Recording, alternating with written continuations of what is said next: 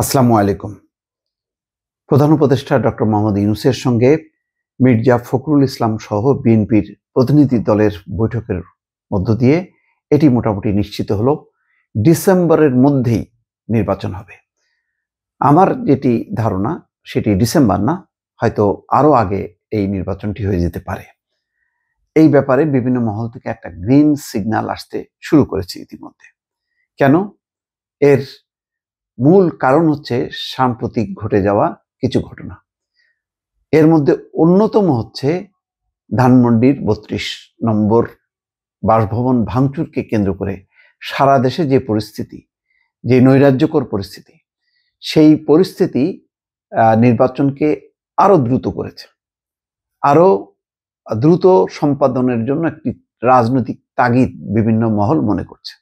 তারা মনে করছে নির্বাচনের মধ্য দিয়ে একটি নির্বাচিত সরকার, একটি সাংবিধানিক সরকারই পারে সমস্ত রাজনৈতিক সংকট মোকাবেলা করতে, এবং বিভিন্ন মহল যে উকিঝুঁকি মারছিল, তারা তাদের স্বার্থ, তাদের নানা রকম এজেন্ডা বাস্তবায়নের জন্য সেগুলি বন্ধ হবে।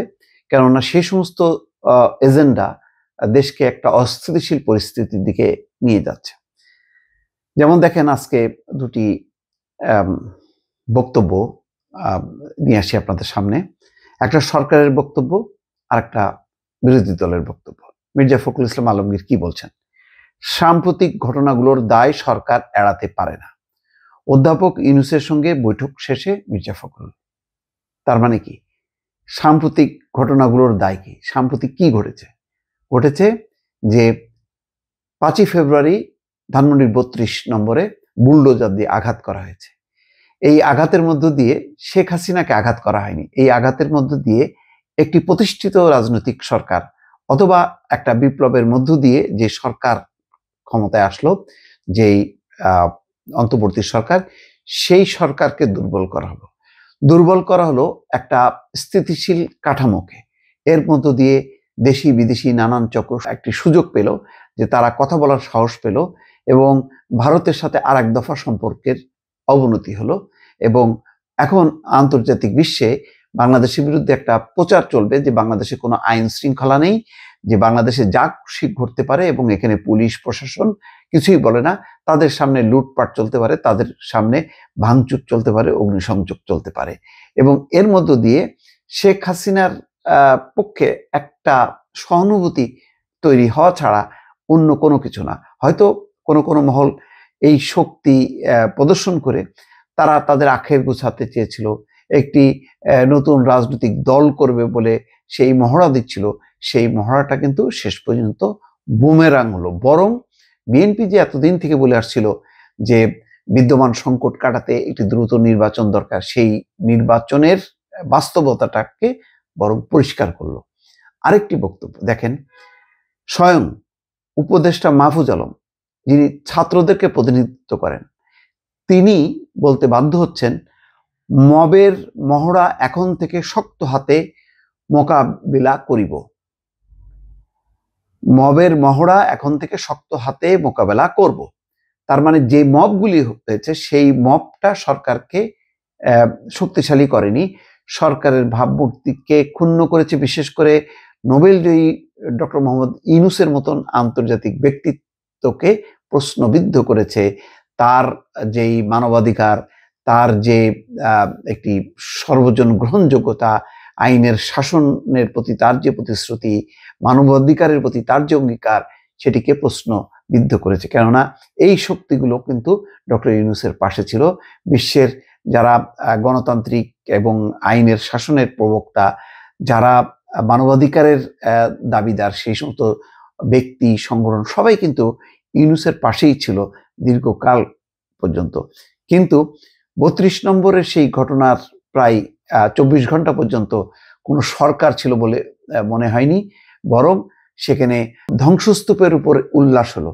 যেই সমস্ত বাড়ি ঘর দোর 6 মাস আগে ভাঙা হয়েছিল, পুড়িয়ে দেওয়া হয়েছিল, তার উপর আবার নতুন করে নতুন করে একটি পরিস্থিতি তৈরি করা হলো, যখন ইতিমধ্যেই বাংলাদেশে একটি কাঠামো দাঁড়িয়ে গেল, একটা সরকার থাকলো, প্রশাসন থাকলো, পুলিশ থাকলো, সবই থাকলো, তাদের সামনে একের পর এক ঘটনা থাকলো। ফলে এর দায় কিন্তু এখন অবশ্যই প্রধান দল হিসেবে বিএনপি নিচ্ছে না, এবং অনেক রাজনৈতিক দল কিন্তু এর পক্ষে কোনো বক্তব্য দেয়নি। এসব কারণে কোনোভাবেই এগুলোকে উৎসাহ দেয়া যায় না।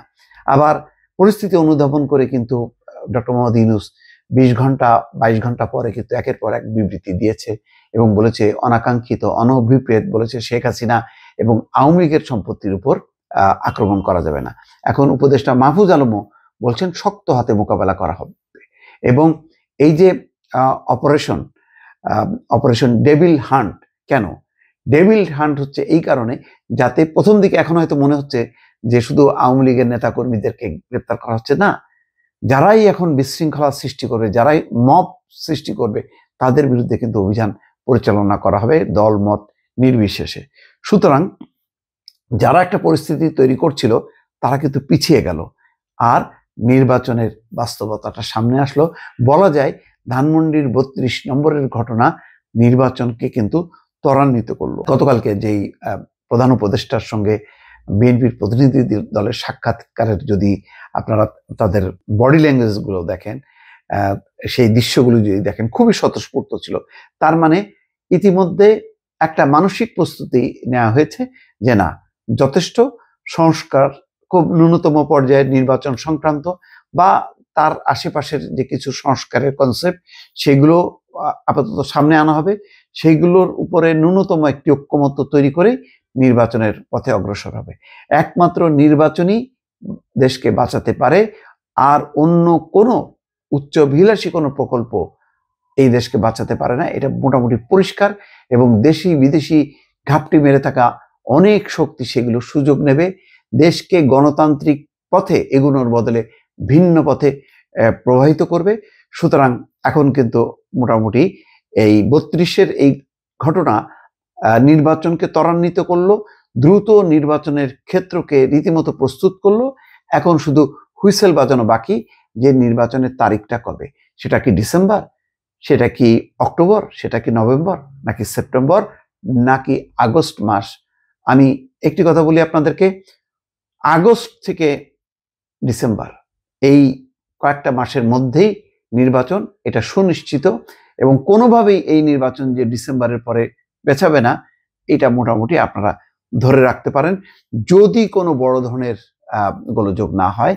আর এই নির্বাচনের ব্যাপারে হয়তো মনে হতে পারে জামাত বা অন্যান্য দল তারা আপত্তি করতে পারে, তারা বলতে পারে না সংস্কার শেষ হোক, বিচার শেষ হোক, না, সবকিছুই চলমান থাকবে। নির্বাচনটা হবে, নির্বাচিত সরকারই জুলাইয়ের গণঅভ্যুত্থানের চেতনাকে ধারণ করে তার আঙ্গিকে তারা সরকার, সংস্কার, সবকিছুই, বিচার, সবকিছুই তারা করবে। কিন্তু অবশ্যই ইলেক্টেড একটা গভর্নমেন্ট দরকার। ইলেক্টেড গভর্নমেন্ট ছাড়া দেশ যে এগোবে না। মোটামুটি 32-এর এই ঘটনার মধ্য দিয়ে একেবারেই পরিষ্কার যে মহল বিশেষকে আর কোনো প্রশ্রয় দেওয়া যাবে না। যারা এক সময় ভালো ভালো কথা বলেছিল, এখন তাদেরকে যে বিভ্রান্তির দিকে ঠেলে দিয়ে একটি নতুন একটি পরিস্থিতি তৈরি করা হচ্ছে, প্রতিষ্ঠিত রাজনৈতিক দলগুলোর বাইরে তাদেরকে ঠেলে দিয়ে একটি গোষ্ঠী তার মতন করে যেই কাহিনী, কল্পকাহিনী একটি তৈরি করতে যাচ্ছিল, সেটি আপাতত বন্ধ হলো।